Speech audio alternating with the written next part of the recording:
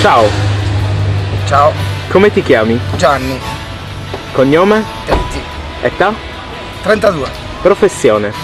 Io sono uno di quelli che inventa le storie e poi le racconta in giro.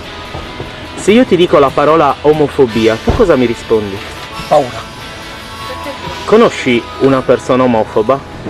Sì, ne conosco una marea. Ed essere psicato perché magari pensava che quella persona che lui credeva essere omosessuale la stava guardando e dice, e allora si prendeva male, faceva, mi sta guardando a me, non sta guardando proprio a me, cosa devo fare? Questa forse è abbastanza divertente, vista in un film potrebbe essere divertente.